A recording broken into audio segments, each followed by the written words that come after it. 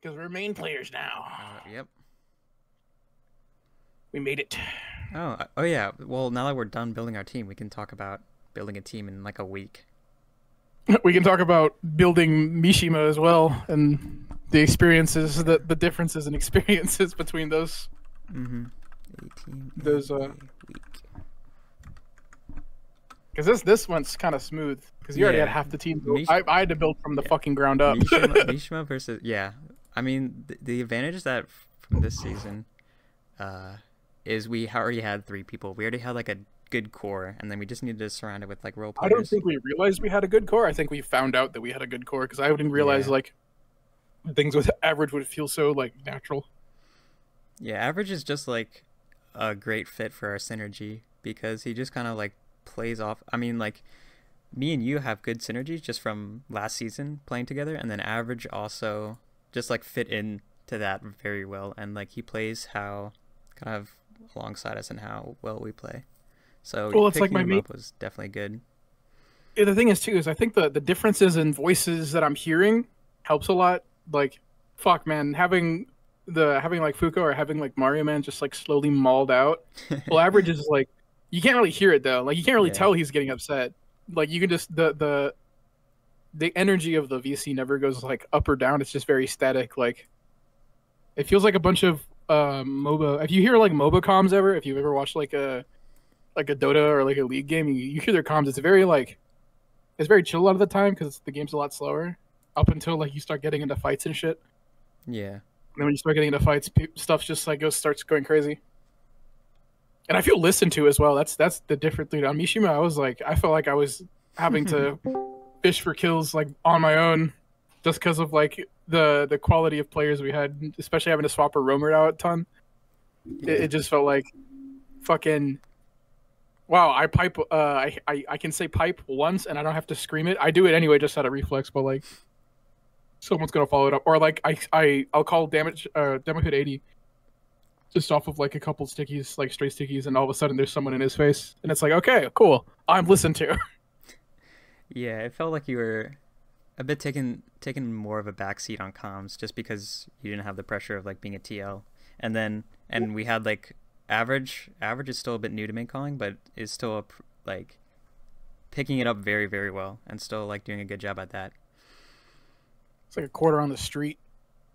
Just pick that shit up. Yeah, but and then from there it's like, and then it branches out into like, okay, if the vibe in the room is good, everything feels good, I can like actually calm my grievances and not have to worry about like, I can say like I'm not doing enough here, and then not have like 8 people like barrel down on me and go, yeah, you're dog shit. Yeah, we don't have any like whiners on the team, which is nice. So whenever at least whenever the going gets tough, it doesn't really nuke like the vibe of the VC. I really do love the like. I really deeply enjoy playing that team though. Like that. The A2 what was that team? I really enjoy it just because it feels like just hard enough for us to like feel the mistakes, but also just rewarding enough to where we get around. We played correctly, and it feels very rewarding. And I was talking about it earlier when we were like MGing. Like this is one of the few times where I feel like very connected with my team. Not necessarily like we're all best friends, but it's like I feel like. I'm playing a team game finally, not just like I can MGE through people on my own. Yeah, that team is that's like kind of how I am felt. They're a good match for us just because of how like close they are with us in terms of skill.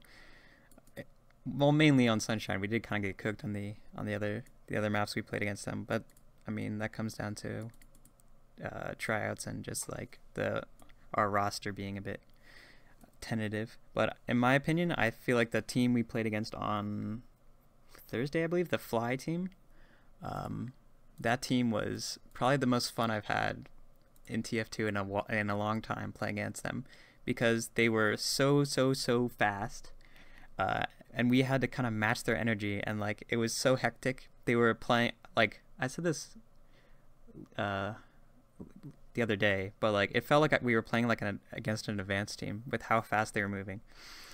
Like they were just hyper aggressive, and playing against that and trying to counter that was just so much fun.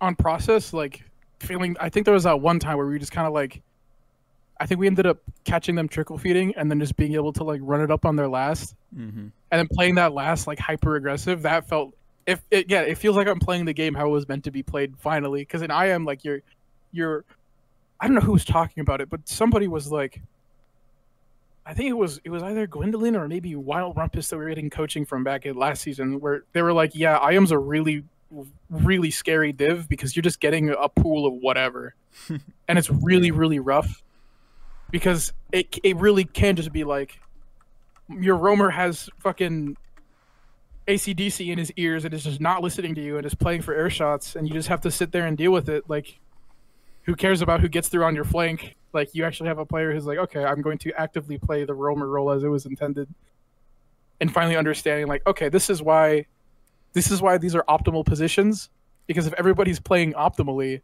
and like quote unquote correctly, it makes sense. It's just an IM, people aren't always doing that, so you'll get weirdos.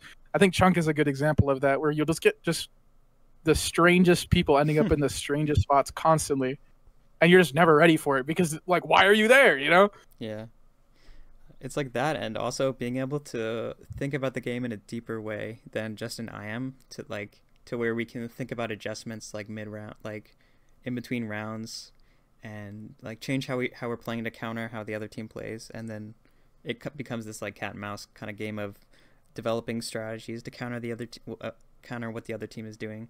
Like, that's so much interesting and so much fun to like think about and to do. It's more interesting because those choices matter a lot more. In IM, you can cry about like we're slow to mid and we're just getting fucking thrashed, but like it feels like in IM a lot of the time you're talking to people, they're not implementing it or listening to you.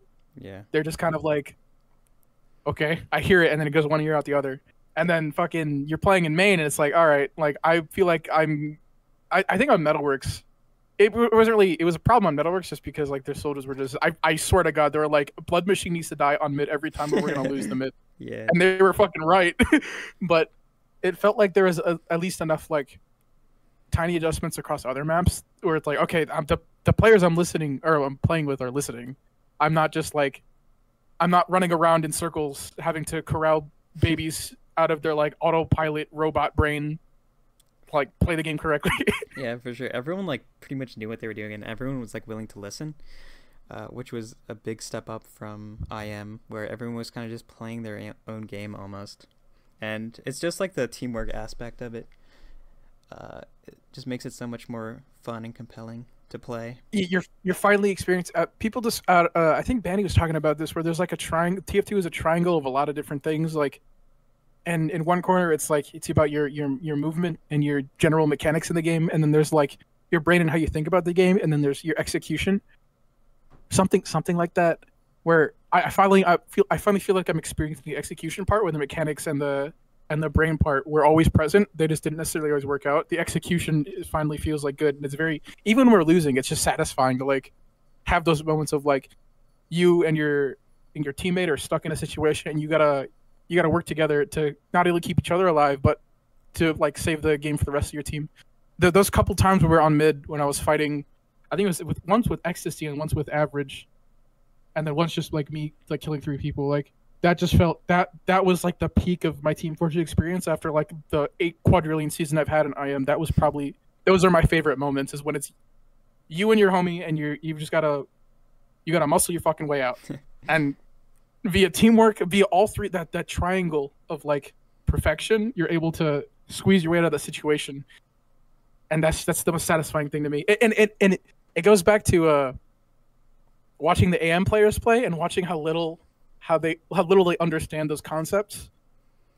You didn't hear me because you weren't there for it, but like I was having to constantly remind these people like what's their ad and like what's going on, like yeah, fundamental concepts like that are it's foreign to them. Yeah, it's hard for them to pick up on it. And it's because they don't have a base, because like this game doesn't, there's not really a game like this that exists where you have to worry about those fundamentals. Mm-hmm. Like even after I got done kind of barking down Vega, the pocket scout for it was 11.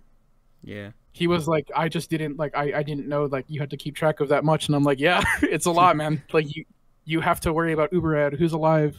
The game is too dynamic for there to be like, yeah, there's set positions that are optimal.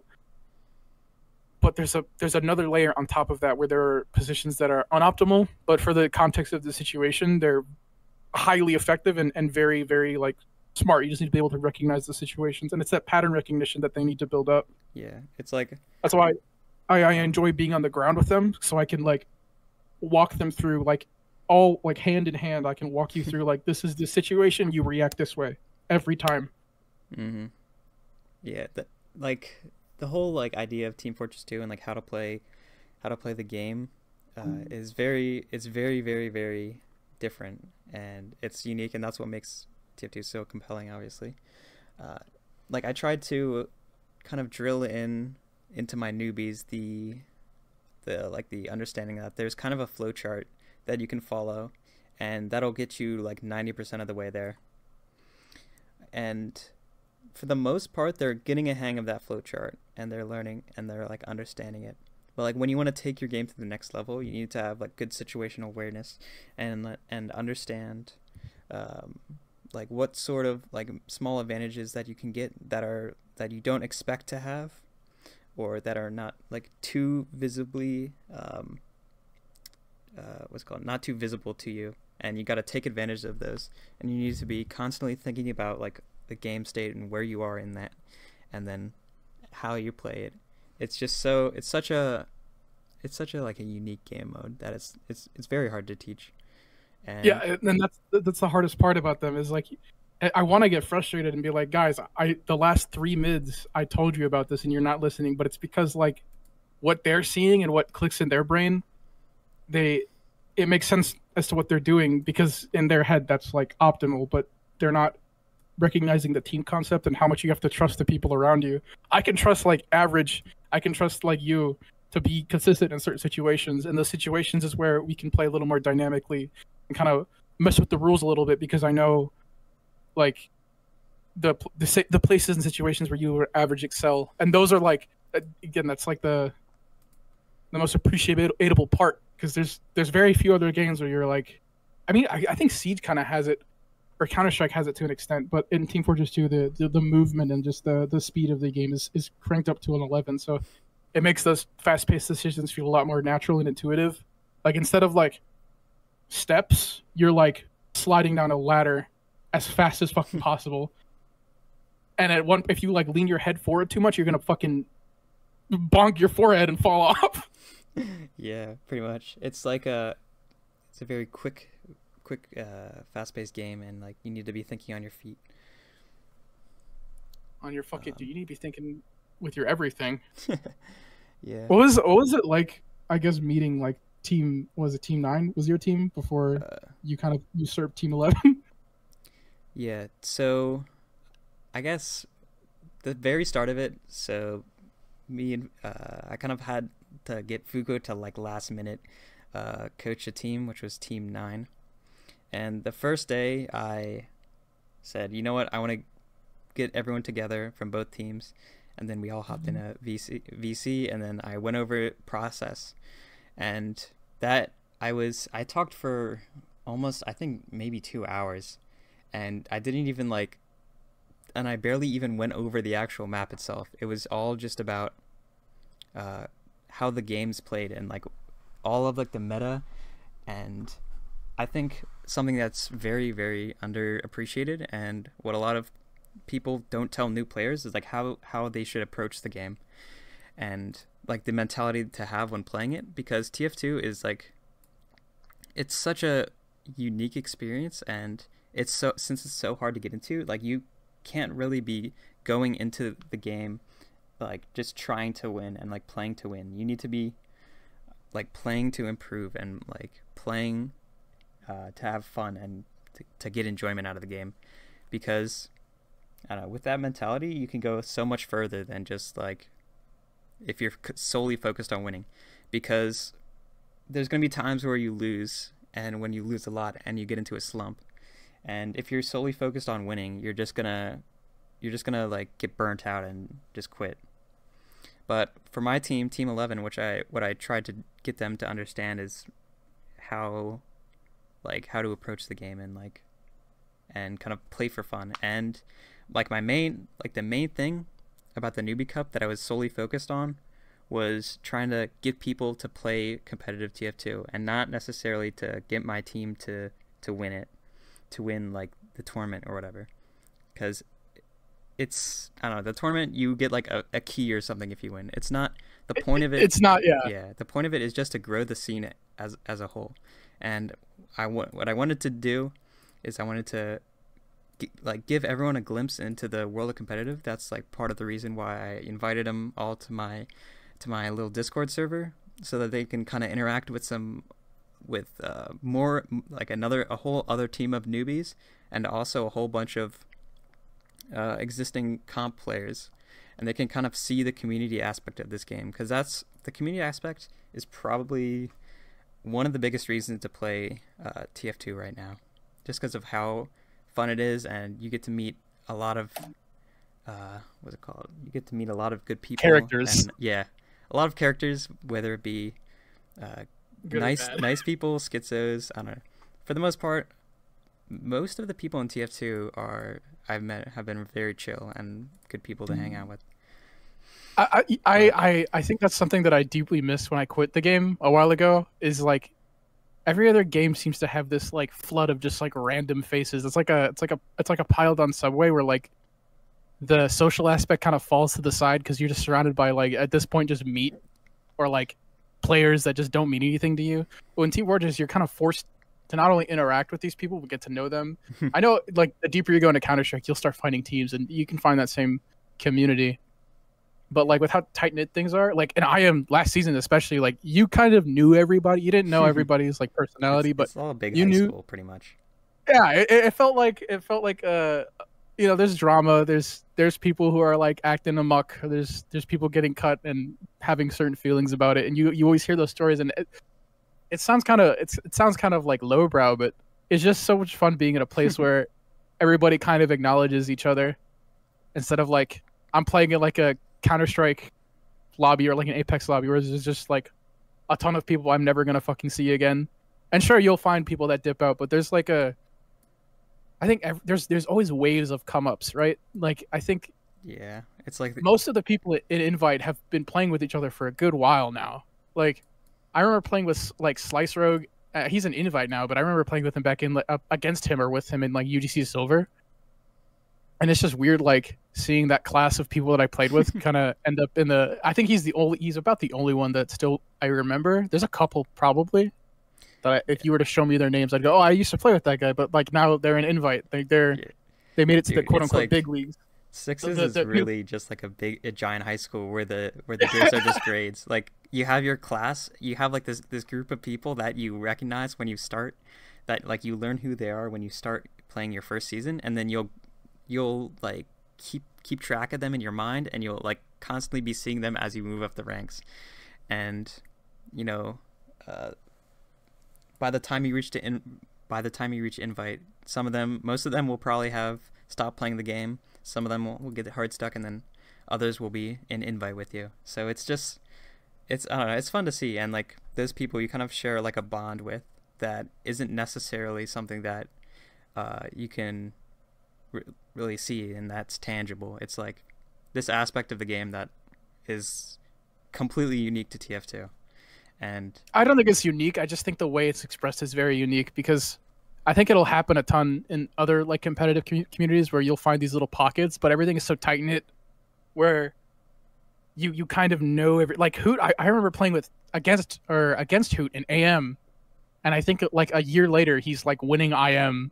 Like I know we don't really talk very often, but it's just it's one of those things where we made a connection early on through the stupid like Ernesto meme, and you can you keep track of him and you kind of know where he is. Or like I think even Ness back in IM, I think the first time I played IM, like you don't really talk to these people, but you just kind of see them grow, and it's not necessarily satisfying like you're a parent, but it's more like, okay, the competition aspect is getting cranked up because the people around you are getting better, and you can't really slow down, because if you do, they're gonna start lapping you. That's why I took that one Nerf the Wrangler season. It was so rough because like I just ended up behind in a lot of ways because my team died. So that part of that helps motivate you to grind. It's like At least that's where my motivation comes from. And it's I like I trying not to I get beat by the people that like are in my class, you know. I solely believe the only reason we got into playoffs is because everybody was so fucking mad at what was his name?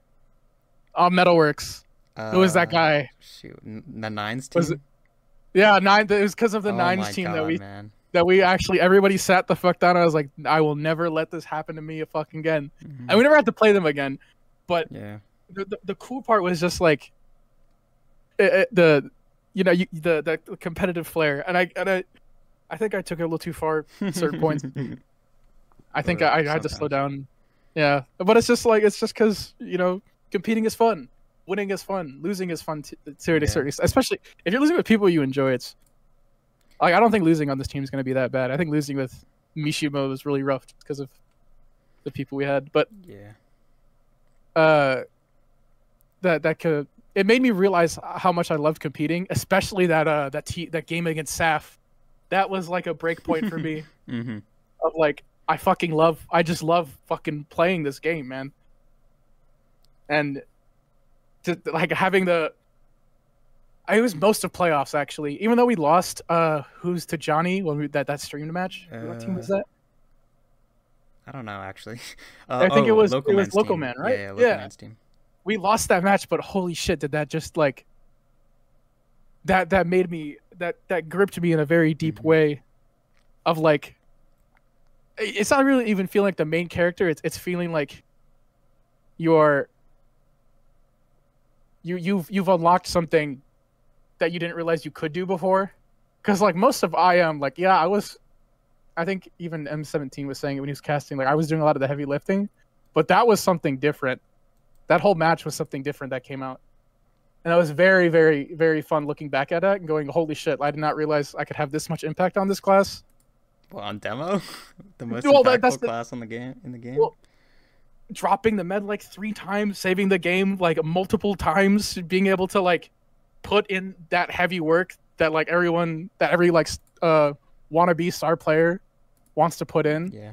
That was even though we lost and I got really upset, that was still a highlight of the season. And then having that same thing happen, but winning, I was like I think I was like fucking beating my chest. I was like fucking I was through the roof because I was like okay it happened again, but it worked out. Right before it, you got the taste of it of like this is what it's like to compete and really give it your all and not like pull through and you just have to deal with that. But then there's like competing and then giving it your all and still finding a way to win, even though stuff looked really, really bad sometimes. That was like that blew my mind in a sense. I think I genuinely think I grew as a person from like those matches specifically. And it's a weird thing to say because it's like a game, but you spend so much time doing this shit and talking to the people you generally like you kind of grow with them in a sense. If you like allow yourself to, there's a lot of people that just kind of show up and just like, this is a game I play. But if you allow it to kind of infect you and like really deeply matter to you, there's a lot of ways, a lot of things you can learn as well Yeah. from some like here's a lesson I learned, right? Some people you just can't fucking save. You just can't save them. They're just who they are, and you just have to deal with it, and that's okay. Like that's fine. You just have to deal with them as they are. Yeah. I don't know if I wholeheartedly agree about like taking the game that serious. Like I feel like it should never like obviously it's a fun hobby to have, but like it should never just like end up being like the most important thing in your life. Well, of course it's not, right? Yeah, Like yeah. I'm not trying to say like it's gonna be like the one thing you think about, but you can put it a lot of the situations that you face kind of like it, especially oh sorry a lot of the social aspects of like being able to talk to people and having to play people's Mhm. games and convince them. You can use a lot of those skills in real life. Yeah, I feel like half of sixes is just like the It's community. just your It's your just yeah, networking. networking with people. I don't know, getting to know people, like talking to them after scrims, before scrims, you know, just hanging out, having fun, and like that's kind of why I continued playing sixes. It's just because it's fun to hang out with your friends, and even though the game itself is fun, it's like so much better to like try and get a friend group. Like that's what I've been doing. I've been collecting everyone in this in this server that I'm like mutuals with. and And having that connection. I think yeah. it's not even necessarily like the friend aspect. It's the adversary aspect as well. It's your guys versus these guys, and whoever's better is gonna win. Us versus them, yeah. And winning with your friends is fucking fun, man. Like Yeah. in any game, and any game ever. It's especially when you have to rely on them so deeply to like help you out. Like you really build like connections with people as you kind of work with them. I know a lot of people. There's a ton of people that like have made like good lifelong friends in this game, and I think it's just because of like how much you have to rely on each other. I think MMOs do this really well too, where you have to rely on the other people around you, and there's a point where like you just get along so well. Like fuck it, we're just gonna be friends anyway. It doesn't matter. Like Yeah, that's just kind of how like it works. Because like you spend like I don't even like months, like 2-3 months just talking to the same like 5 other people almost every night for hours, and like eventually you'll just like become friends, and it's great. most of the time. Sometimes Yeah, you most of don't. the time. Sometimes it just yeah. Like I don't know. There's a lot of people on the team that on Mishiba that like we're not like cool, but like if I saw them, we'd probably be cool, you know. Like, hey, what's up? You're in a pug. I'm gonna airshot you and talk shit just because. Well, that's how we were last season, you know. Yeah, also playing. I think you say winning with your friends is good, is like really fun. Playing against your friends is also like so much more entertaining than playing against random people.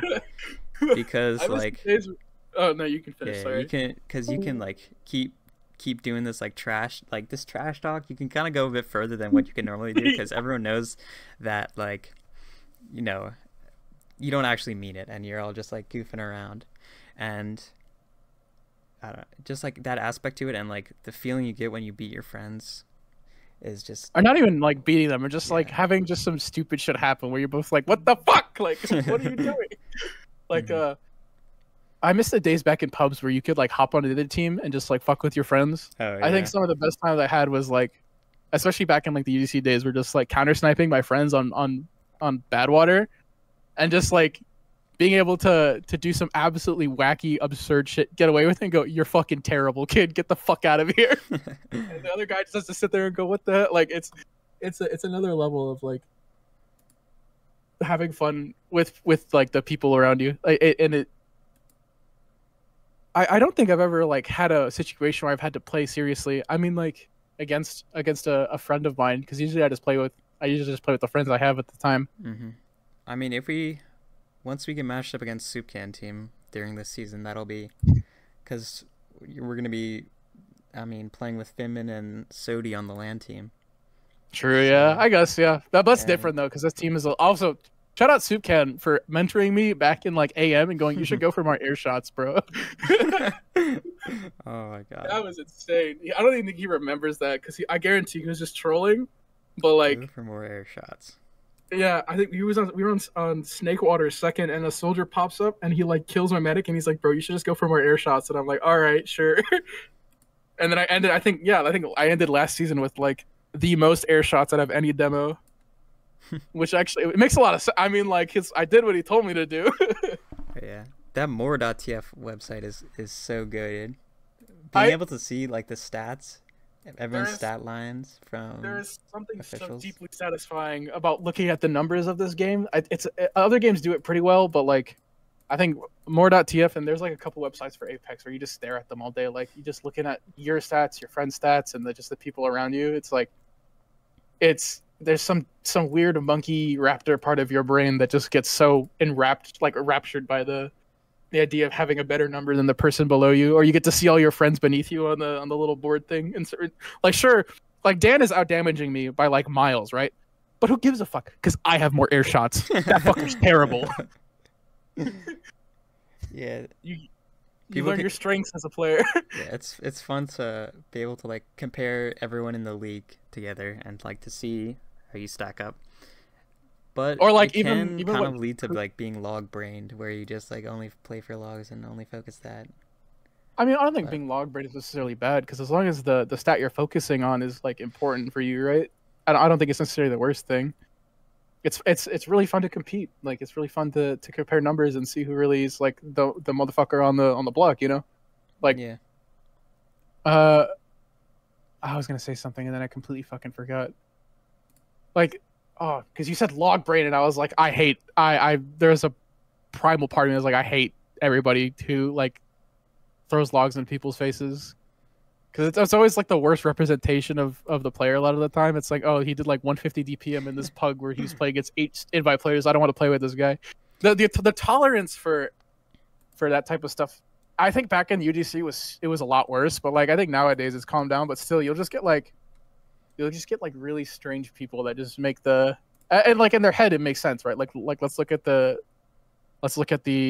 physical numbers of this player, but again, they'll never like realize the potential of the person they're gonna play with because they're never gonna give them the chance. I think that happened to me in a ton of teams. Yeah, I feel like if you don't have like a reputation, or if you didn't get on like a good team early in your career, then you're kind of just like shit out of luck, and you need to have like this. That's the one downside to TF2 being such a small community-focused game, is that everyone has like a rough idea of everyone else's skill level, at least in their class. And it's kind of hard to break that, like those preconceived notions that people have of you. Yeah, it's like that's why I think I was talking about this with you and Sodi. Like, I think that's why losing the game with Mila or Opium was so fucking annoying for me, because it was like, finally there's a chance for me to show people that I'm not just some random IM demo man, that there's actually a reason to have me on their teams, and we fucking lost. And that shit, I was really, I looked because my girlfriend was in town at the time. I looked over, I was like, we fucking lost, man. I was so sad. Yeah, that was a pretty legendary collapse. In a post. I don't even know if it was a collapse. And then what's even more heartbreaking is like looking at the Snakewater logs and like seeing how I didn't really fucking do anything. Mm-hmm. And then like you get that self-doubt. And then you're like, oh fuck, no, this some random idiot's gonna look through my logs and find this and go, I don't want to play with this guy. He did like 120 DPM on Snakewater because our team couldn't win mids. Like, they'll never look at the demo. They'll look at the logs because it's easier. Yeah, that's oh my god. So much of Medic is like very intangible, and it's like Medic's value is so hard to perceive. So people just, if your team wins, people just assume you're like a good medic, and it's like that's just not how things work. I mean, like, it's kind of annoying to I don't know, because I didn't really even like, it was hard for me to find like teams that wanted to pick me up, even though I got like 5th place in IM last season, and I had good stats. Like, I was playing at like a top level on medic. But it's just hard to get your name out there, you know?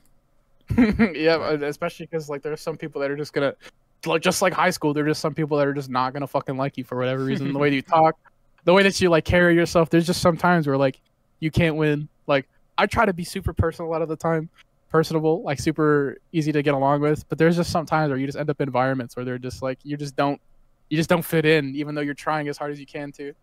Yeah, to like be polite, and people just don't. I think it's just it's the weirdo side of the community where it's like just internet brain freaks.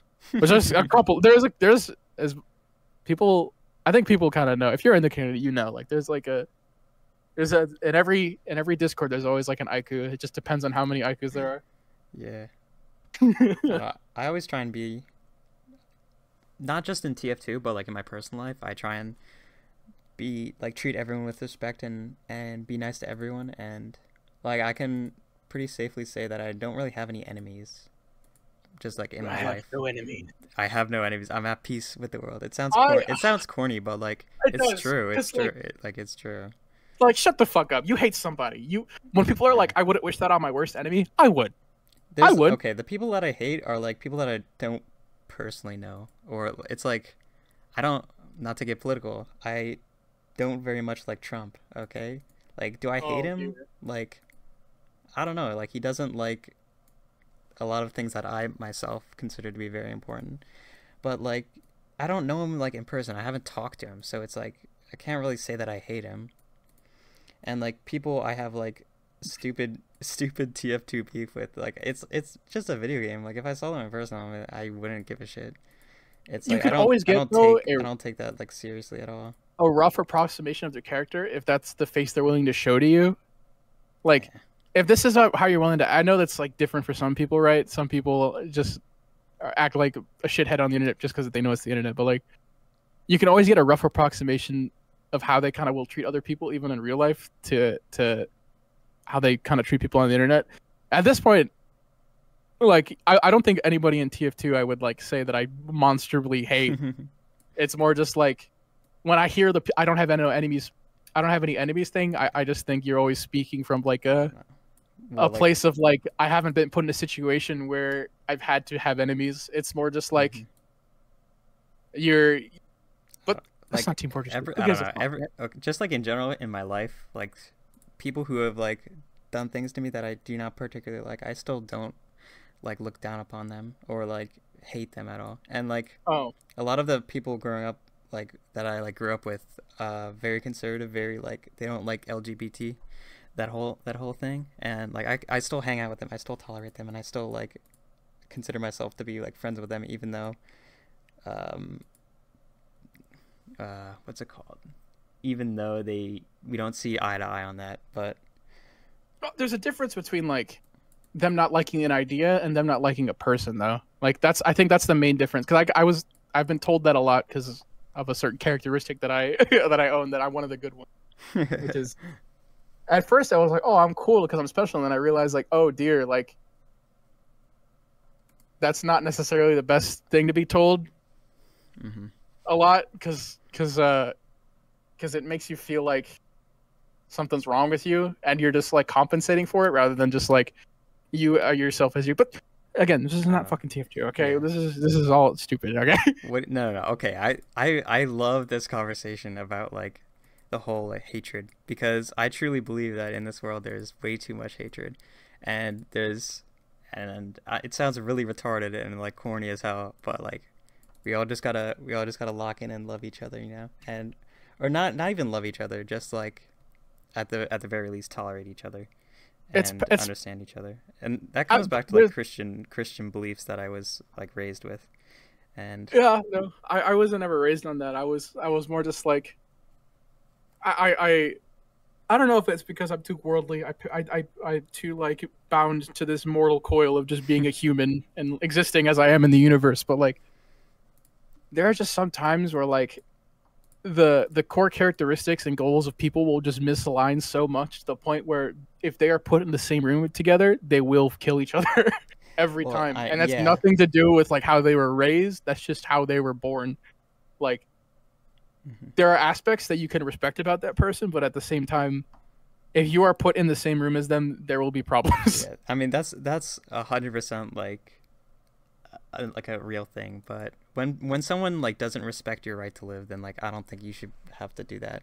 But for the most part, in the first world, in our country, I feel like 99.9% of us can all at least get along somewhat, or have some sort of mutual respect and kind of like buy in towards this like greater idea of having a country. This is the perfect. I know to perfectly segue this back to Team Fortress 2. Yeah, we're getting a little off topic. But that's ego. Okay. Ego is the amount of ego in this fucking game is insane. And it's because of all the fucking unks that have been playing this game for 20 damn years, who have gotten so bored of pubbing or fucking or like pugging or like playing on teams. They spend the rest of their time here trying to be the most absurdly horrible person they possibly can. And I'm not just talking about Cheeto, okay?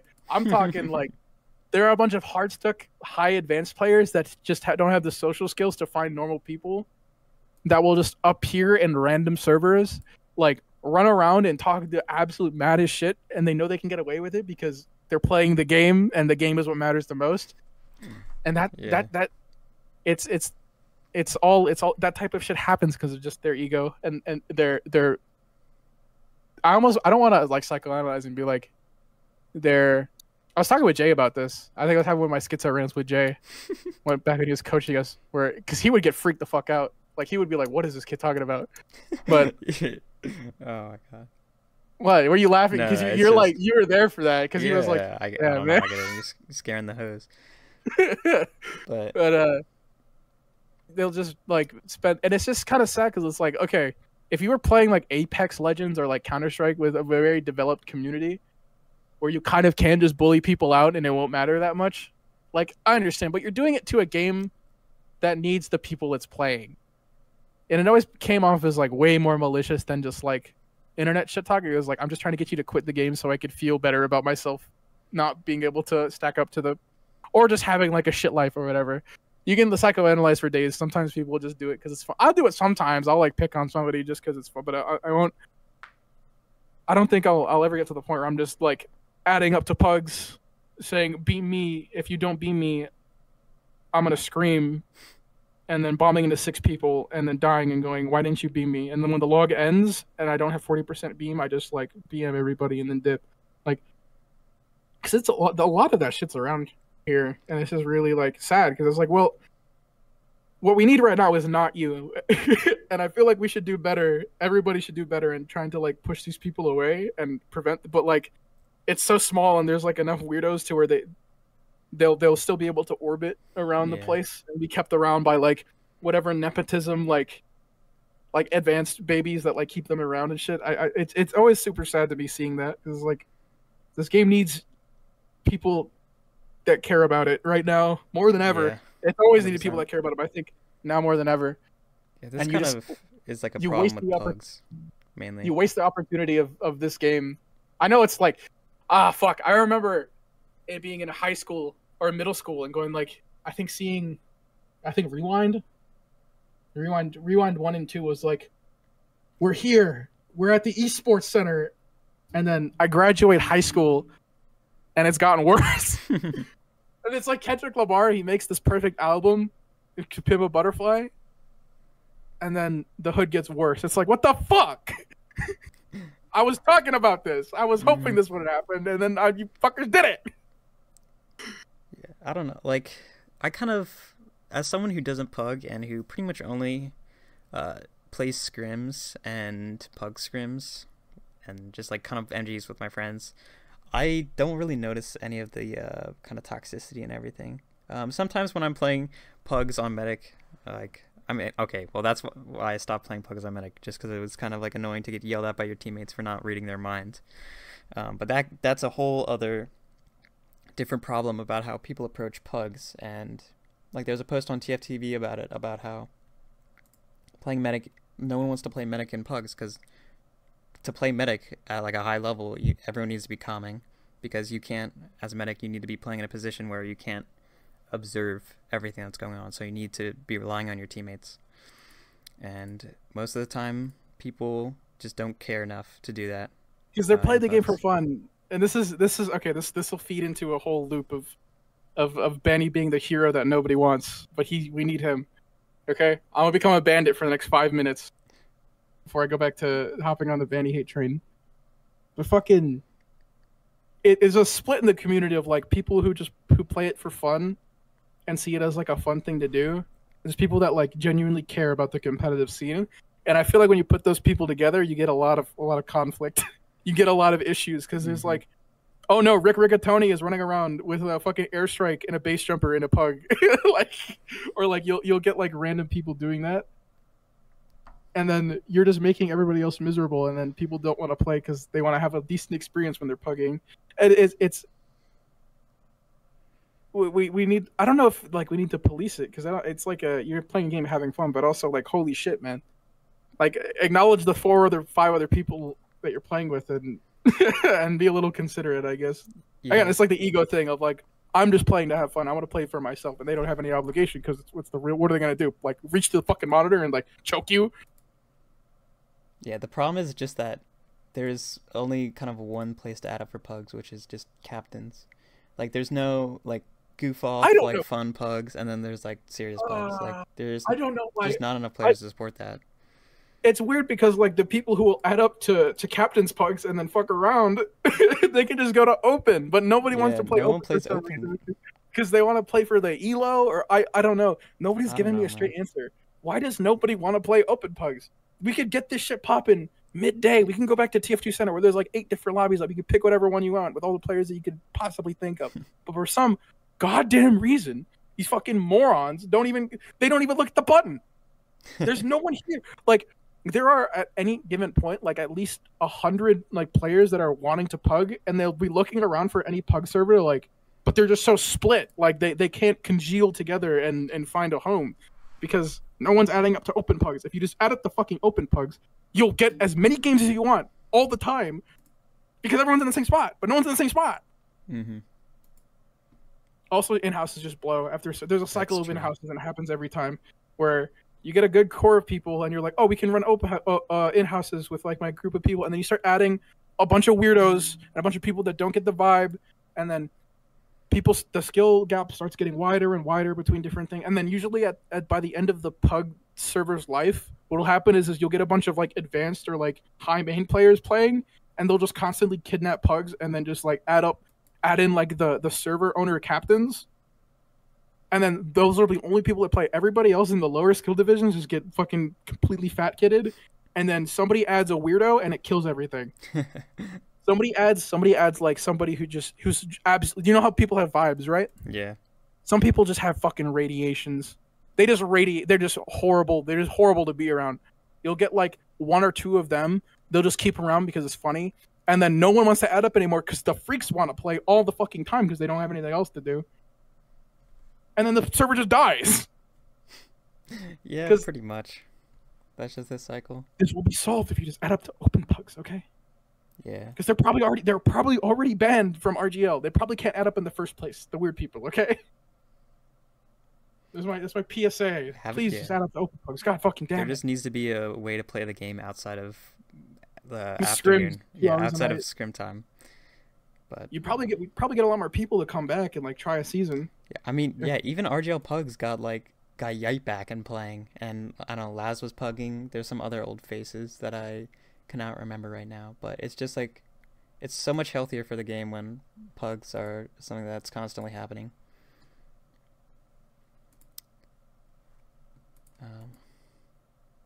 I don't know. Okay, so we got a bit off track from. I was gonna say, yeah, like we kind of dived into a rabbit hole, but that's fine. I wanted to go into me, like I kind of talked about it a little bit because I showed up kind of after everything had happened, and I figured like why not kind of throw my hat in the rink and see if I could help these people.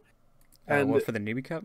Yeah, for the Newbie Cup guys, for like for the teams, or the teams 9 and 11. Oh, that's. Mm-hmm. I know. Very unfortunate to my combination of numbers. Yep.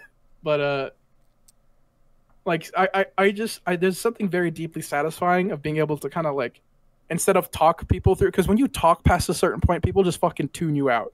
No one gives a fuck what you're saying. I think they're very one of the most effective methods to like teach people how to play the game is just actually sit down in the server and play with them, and like you gotta I did it to Vega on the other team, where you're just barking at them constantly, like, yeah, what you have to do. Here's your pattern recognition. What's Ubers? How many people are alive? Where's everybody on your team? Constantly, over and over again, until it becomes second nature to them. Yeah, that and like demo reviews are like the two best ways.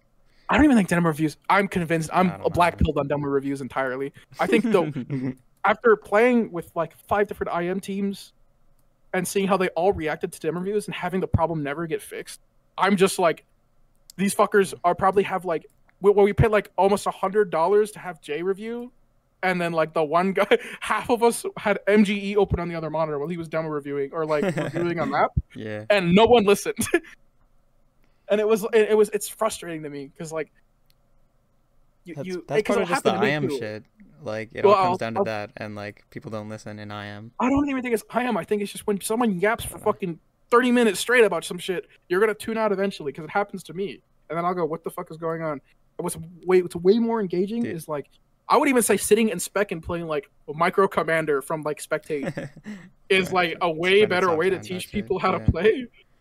And we just like fun where like you could go on. I don't think it'd be fair between 9 and 11 because I think the skill gap is very high. But you can take like another team like Team 11 and we just play like you remember how do you know how Team Fortress 2 was originally designed?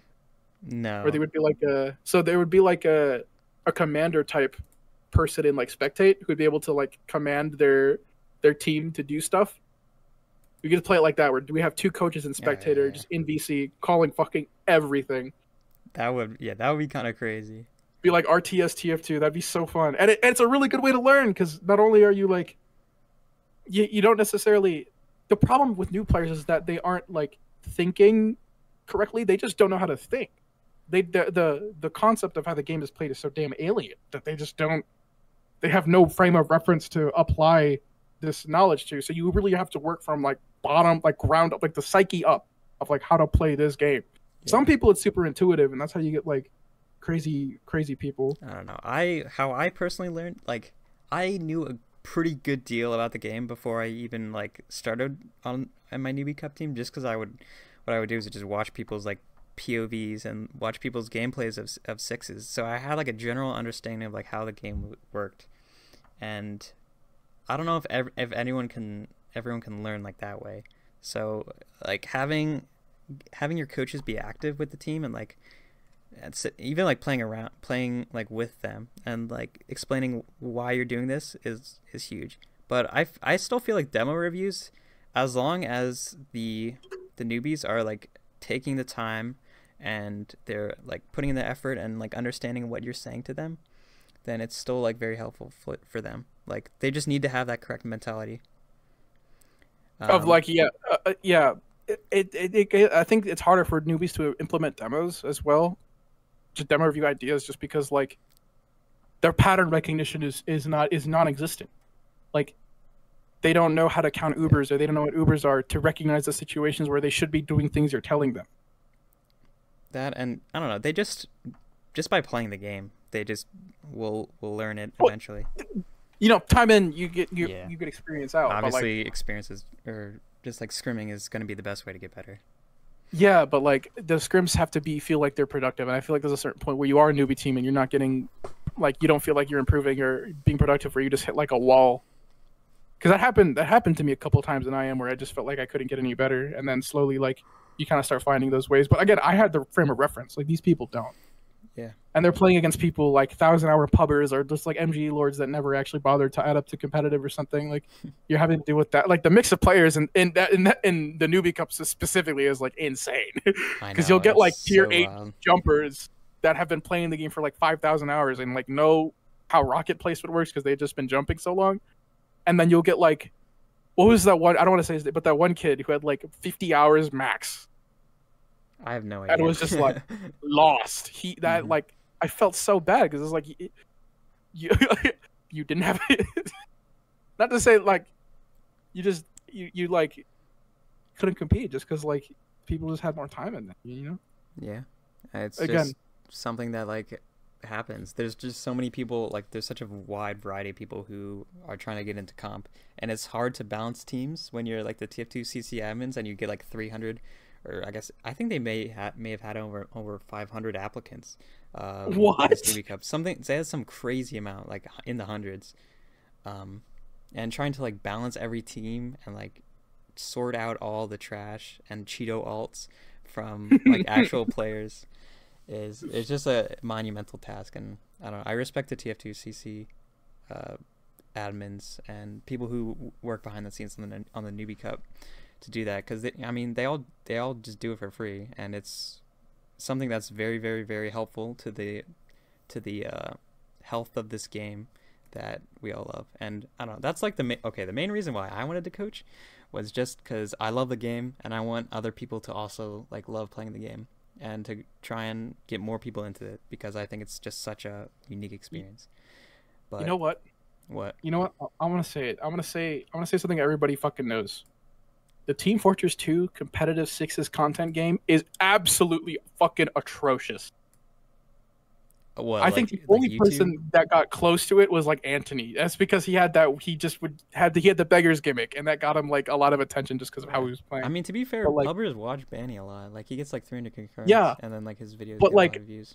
I think if the most popular Team Fortress 2 player is like leagues and miles above the next, and he has like only 100,000 subs, not saying that's like not an achievement, because it is, especially for a game that is 100, like what, almost 20 years old. But like this game has so much fire content. Like even watching the Yite highlight, I could show that to anybody and they would, and not because like the game, but because Yite is just so fucking funny. But like if we get all of the wacky characters in this game, if like 2 of them like made consistent videos, I guarantee you, the waterfall will open. We'll just get a wave of newcomer will have 200 teams. Like you don't realize like how To be fair, does Banny even show pug content anymore? Because like I don't know. he's kind of starting to maul in pugs now because like people are just fucking with him. Like they'll just stack the Okay, teams with people that don't dude, like Banny, no, I and then feel like talk shit when he loses. no matter what Benny does, he molds and pugs. I think no matter. Because he Okay, wants I to feel like win. every time. No. Just like whenever he plays the game in general, he molds. But like, it doesn't necessarily mean he's like having a bad time and he's like not enjoying it. Oh, It's because he just like wants to the. win. It's Yeah. just like yeah. It's just the Fuko response, or I guess like the, his natural The response Fuku responses are to really good, really things good. not going his way. There just needs to be more. You know what? I think I would upload these like minute 30 to like 3 minute like just compilations of random clips. I think I just might start doing that again because those actually I think most of those have like 100 views. What random highlights? Yeah, just like random like a minute, like 3 minute, just like here is some silly shit that happened. They were really funny. Like I'll look at them now and go like this is really cool. Like I slowly like I think there was a couple comments that started popping up from people that I didn't even realize like who they were, and that was like weird to me. Then I ended up stopping because I think the season ended. I didn't have any more clips, but I just never started again. But I think more people just need to like.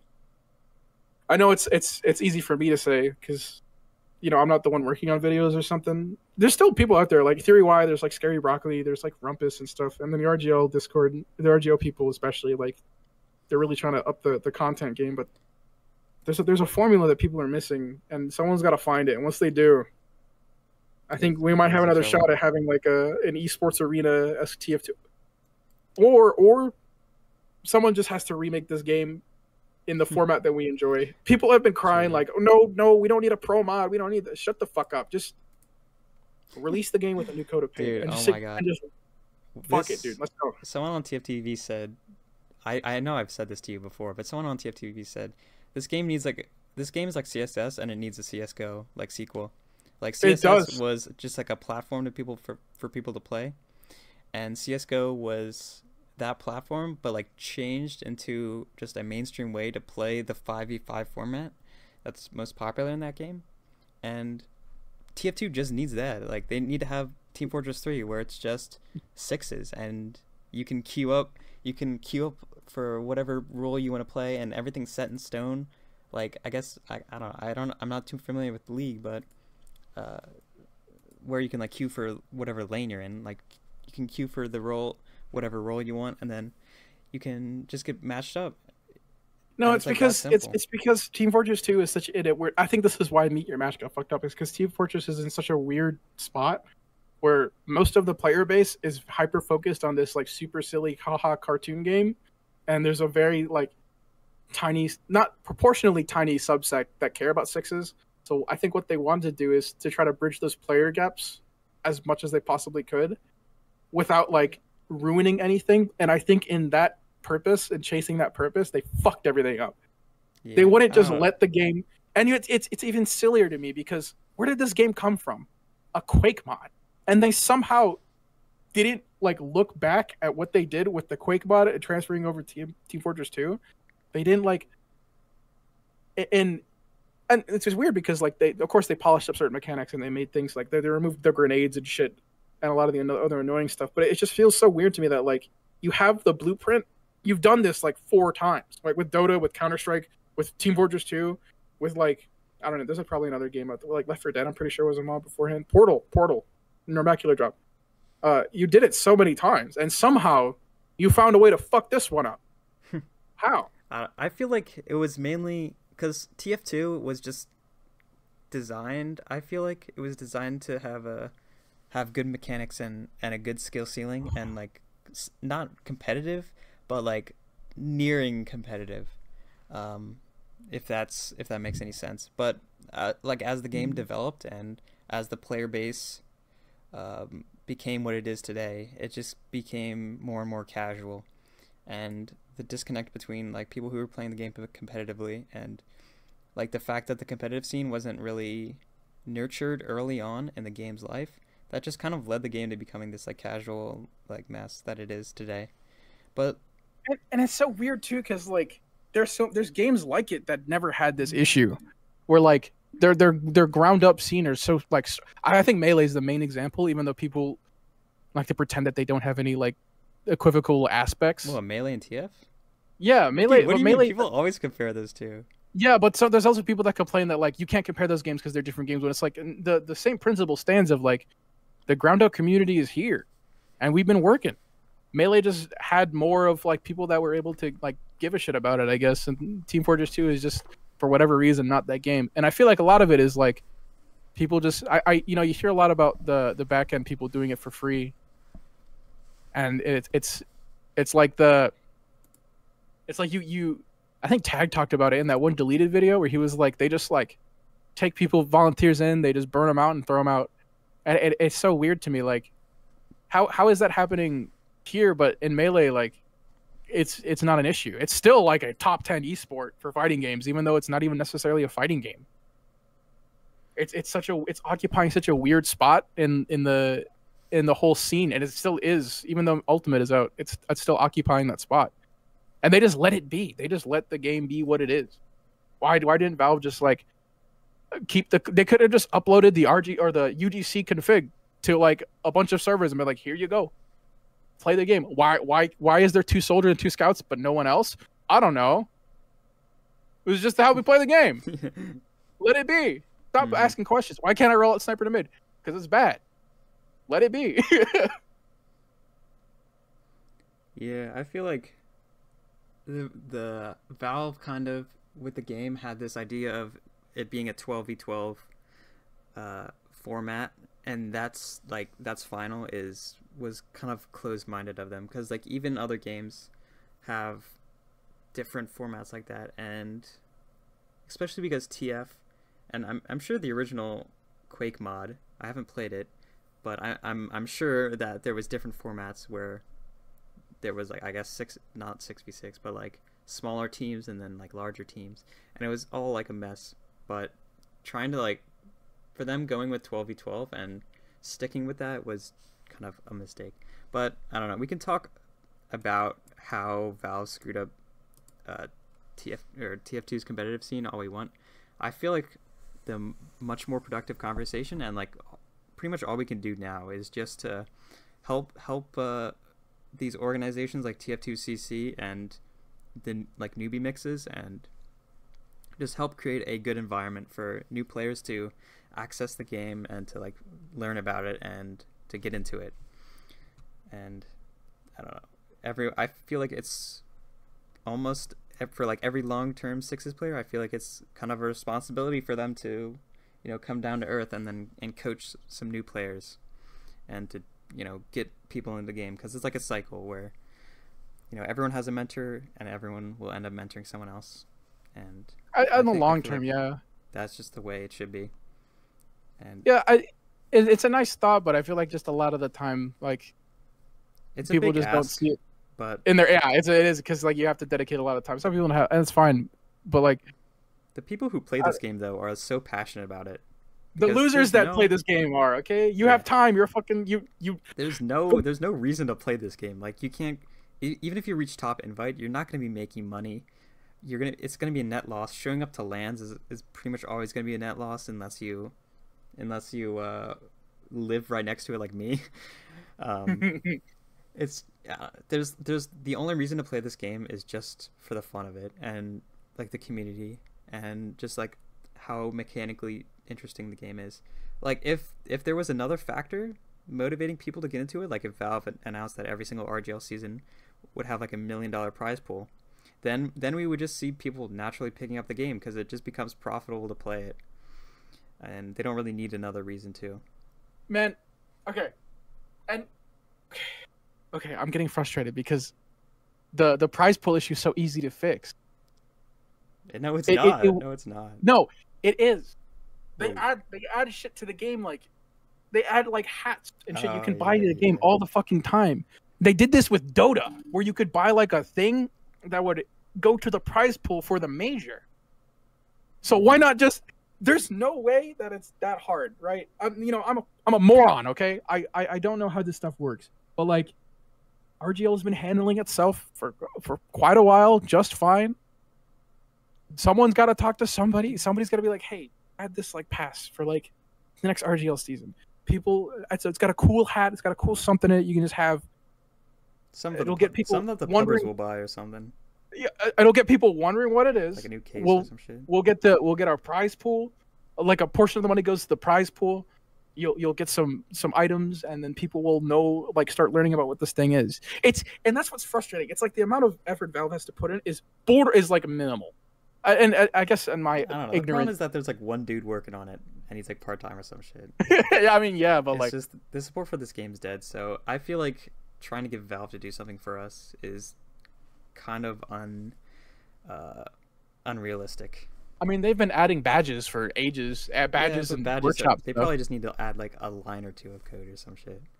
They probably only need to add a line or two of code for the store page where we can, and then have the funds just go to RGL. I feel like they're trustworthy enough to be able to hold this responsibility. They're the one propping it, like Taylor and them are the ones propping it up. And I understand it's a big ask, but like, I don't know. Yeah, this is my massive cope session about how this game has been fumbled horribly. You just, I don't know. This topic has low-key been done to death, but at the end of the day, this will never be a big esport unless Valve supports it. But no, I think there's a chance. I still think there's a chance. I think kind of over. I really think there is. For the longest time, Melee was such an underground thing, and no one really knew about it. And then slowly over time, through ups and downs, through being like actually sabotaged by their developer, they still found a way to get a stake, and a ton of people. So like, why is that not the case here? Well, TF2. Okay, this goes back to about how hard it is to get people into the game and how unique it is compared to like Smash. But I feel like we've talked about this plenty. And we're just gonna keep rambling in circles. Okay, back to the newbies then. Back to the newbies. Then. What was I saying? Yeah, I really enjoyed coaching them and just sharing my enthusiasm for the game with them. And I feel like we succeeded in, like, my Team 11 is playing this season in Newcomer, and Team 9 is going to. Team 9 is as well. Team 9 found a roster. Yeah, nice. That's Disciples, right? No, Team 11's Disciples. Team 9's still scrimming. They're still in the playoffs. Oh, really? Yeah. Oh, it's because Honey's carrying them. Because Unk is. I know some of them are playing still. Gigafart is absolutely tearing it up. Okay, shout out that guy. Honey is going crazy. That man's intuition is through the roof. Yeah, like I said, I just wanted people to enjoy playing TF2, and if that's what they're doing, then I consider that I succeeded as a coach. And I don't know, it's just fun to help out others. Okay, hot take. It's fun to be a good person. Okay, it's deeply satisfying. Feel good about yourself for it. It's deeply satisfying working with Team 9 and like seeing them kind of recognize the patterns on their own. Mario Melons was there the entire time. Just like having them slowly start to recognize the patterns. Like a lot of the time I'm like, it sounds like I'm being sarcastic with them because I'm like, good job, you did it, I'm proud of you. But like I wish I could convey genuinely, like, the fact that you're getting this down in front of me deeply fulfills me because it makes me feel like I'm imparting the things that I've learned onto you. Yeah, like, they're learning to play high ground on process. The fact that I'm like, okay, I feel responsible for them now. Like, these are my children. Dude, that's like exactly how I was feeling. Like I'm the youngest child, and like it's kind of this sounds corny, but like it kind of felt like I was like an older sibling and like teaching them the ways, which sounds a bit odd, but like I'm sure it's like same, when you're mentoring it's the someone, same mechanism. Like, yeah, it's similar. It's the just same like teaching someone is just, I don't know, it's different. But or having Vega finally call like a really nice slash push, like seeing him after barking at him for 30 minutes and going, "It's your choice, bud. Where do we go?" And he's like, "Out 3 and right."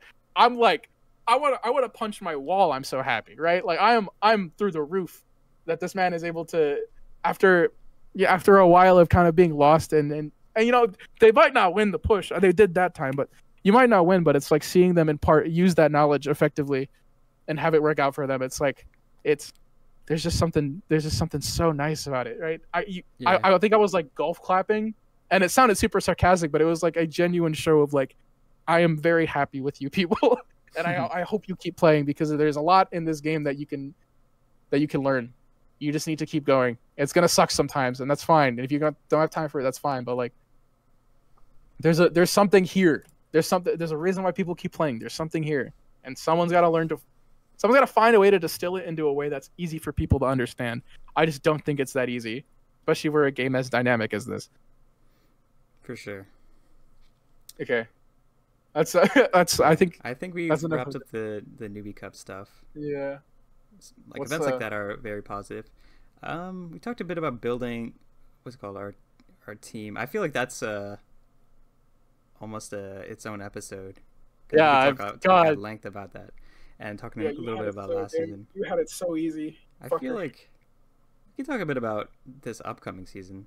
And okay, first, the very first thing, what is this map pool, RGL? Wait, what? Let me take a look. See at this. I put it in the Team 15 channel. Okay, Sunshine Reckoner. Yeah, this is like, I don't even know, but they were cooking up some awful like sewage fucking water in this. I don't like why? So first off, Sunshine week 1. Why? Process has always been week 1 because Process is the first map that new players learn. Why would you put it at week 8? It's like, I've spent so much time like telling my newbies, like telling them how to play Process and getting them familiar with that, because that's the most fundamental Sixes map. And now they have to play Sunshine, which is arguably one of the most complex maps in the game, week 1. It's like, why? Like I don't get it. I just don't understand. Sunshine is already like a staple, so like why have it week 1? It's like, I don't know the thinking. I'm trying to like find a frame of mind to understand why they would swap the first and last maps around, even though historically it's been this way. You could have done this in a cup. You could have done this in like any other format, but like having the actual season swap the maps around, it just feels kind of like you could, anything in the middle is like I'm totally fine with playing like Gully Wash week 4, right? I don't give a fuck. I'm cool with playing Bagel like week 7. I don't. Mm-hmm. It's just those first 2 maps feel really taboo to mess with. Yeah. Because now you're just throwing off your. I wouldn't even. I think it's for you. It feels a lot more upsetting just because you were teaching people anticipating the first map being Process and then it ended up being swapped around, and that's kind of that's understandable. Now I have to quickly go over Sunshine for them, and it's like, I don't know, it's just such a pain, and I feel like Process is just like, it's the Sixes map. It's like where your team plays to get its like footing, and it's just, it just works so well as a map 1 or as a week 1, but I don't know. I feel like Sunshine isn't as bad as week 2 and 3. Having Reckoner and Clear Cut back to back. Week 2 and 3 is like actually insane. Like, and you know what's hilarious?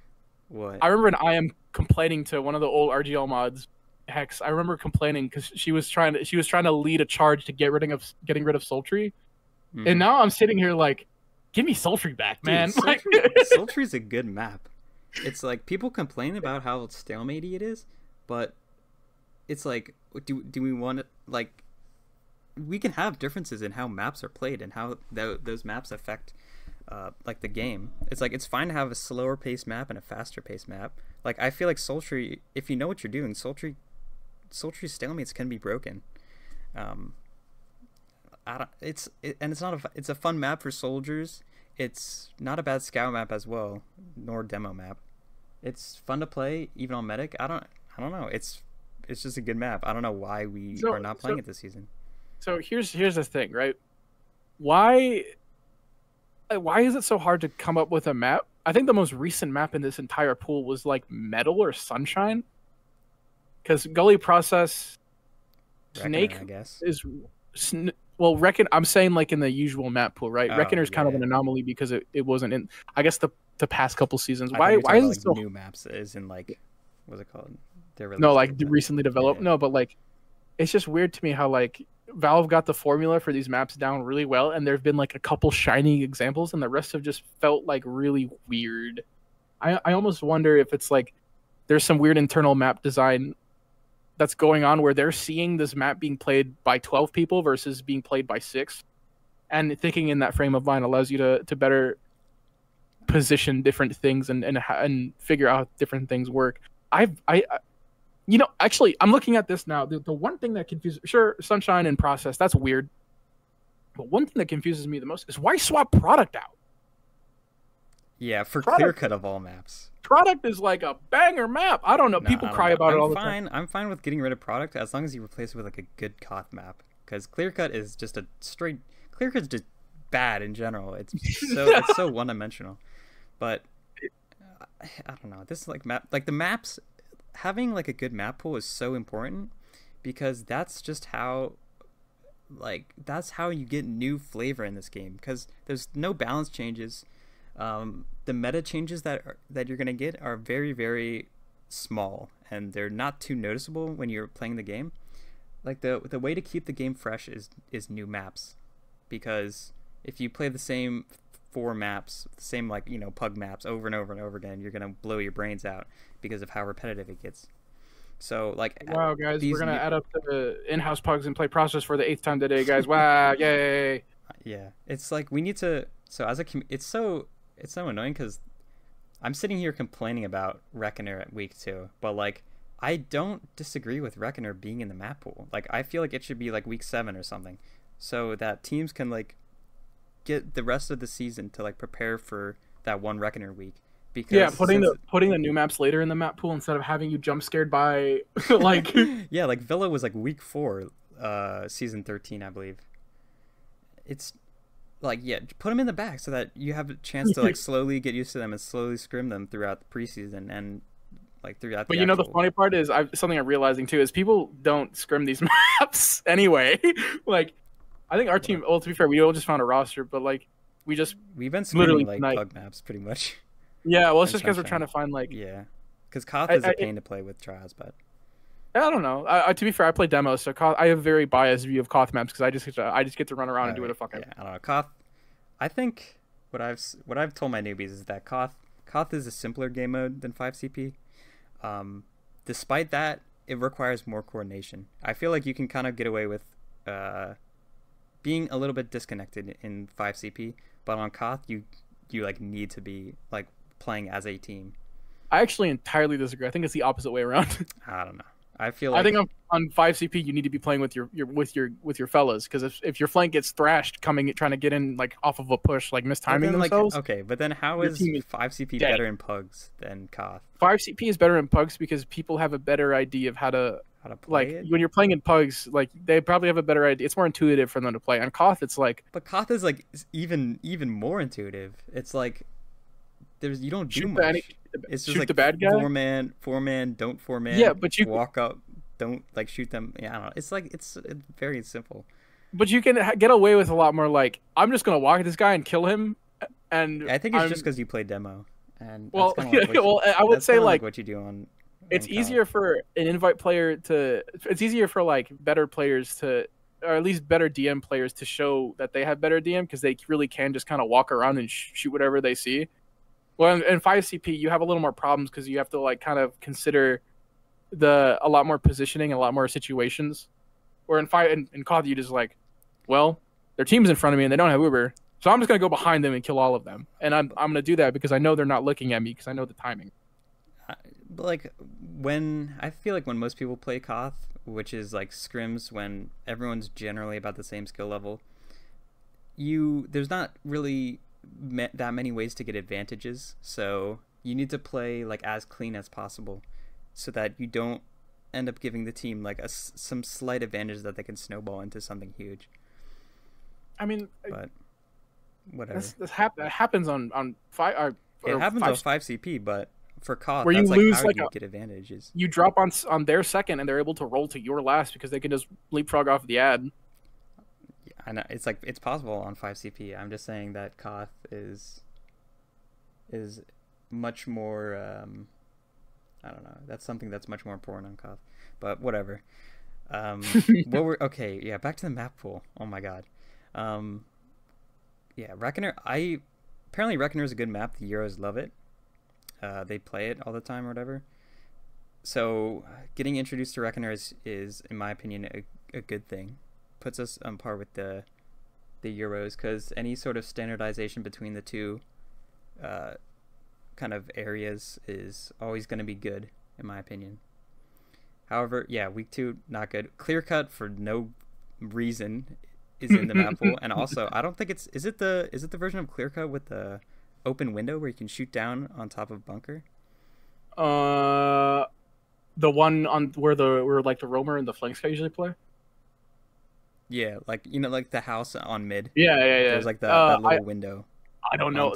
I last played this map, I think, in Pizza Department, which was like a bajillion years ago. I don't know. But like either way, the map is awful. Just because bunkering is ridiculously powerful, there's not much for your flank to do except bomb behind. And then when you do bomb behind, you're probably just gonna get killed anyways. It's just it's just an awful map. And okay, hold on. I'm gonna go back to my UGC shilling days. Oh my god. We allow Snakewater, horrible last. We allow Metalworks, horrible last. Why don't we put Badlands? Put Badlands back in, bro. Badlands, put this shit back. I do not. Who cares?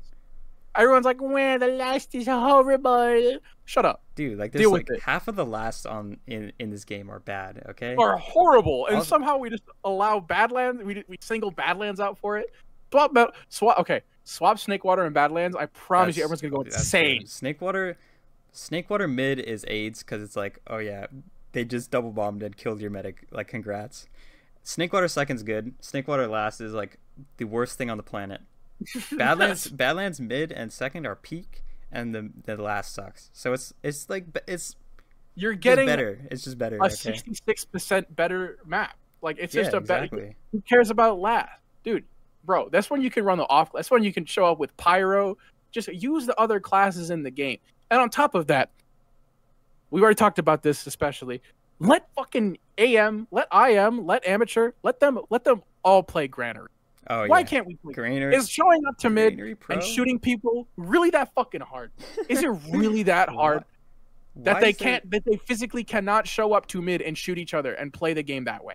What is this weird, like, you guys can't play, it's too hard? Only invited advanced players can play Granary, apparently.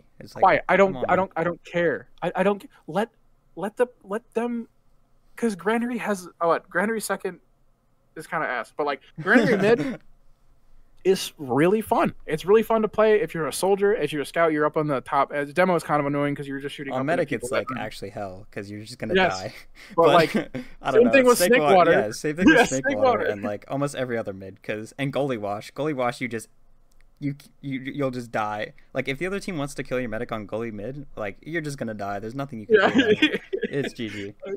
I wish I was there for the conversation of like, why is Granary not allowed to be played in low? Because we have like that's another tolerable map we can handle. Okay, I don't gotta play fucking clear cut. There used to be a season with triple Koth. I think we did that a while ago, didn't we? I don't know. I know for season 6 grand finals they had 3 Koth maps.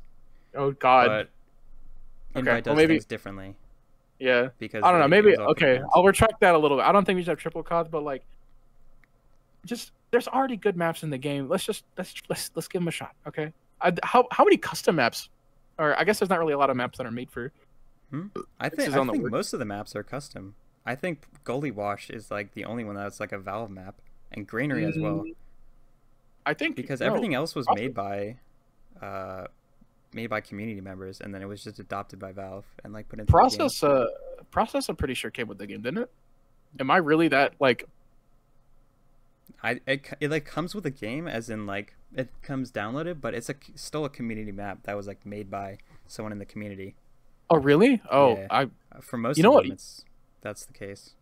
And you know what I want to see? What? I want to see Powerhouse. I want to see Six's Powerhouse. Hell no. I want to see that.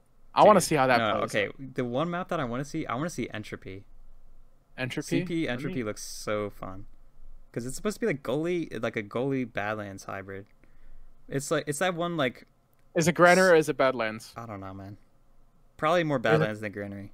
Okay. It's like... It's in the DM servers. It's that one like overgrown, like kind of ruined city map. Oh, yeah. That and also I want to see what gravel pit is like in the current Yeah, meta. you don't. I don't Okay, give a shit. I feel like you're, gravel pit would be fun.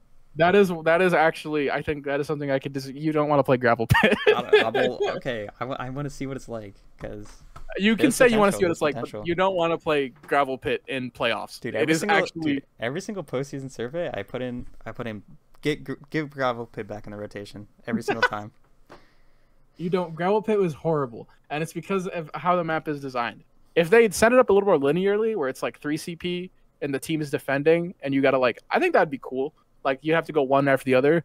But the thing is, 6 people can walk through one doorway at one point, and they either other people have to rotate into it or give it up and just play the other side, and it's just really cringe. Like one of the points just doesn't exist, and I don't think should ever be a game where you, especially a game build like this, where you just have to give it because it's just borderline impossible. Like Highlander's a wholly different game mode though. Like you're only holding in a specific position for the longest time you can to buy you time. On payload, right? You're just holding there to as at the most optimal position. A lot of the time, you're backing up to play safe, and a lot of the time you're not necessarily giving up an entire damn point. You're holding just in like a not by their damn spawn door.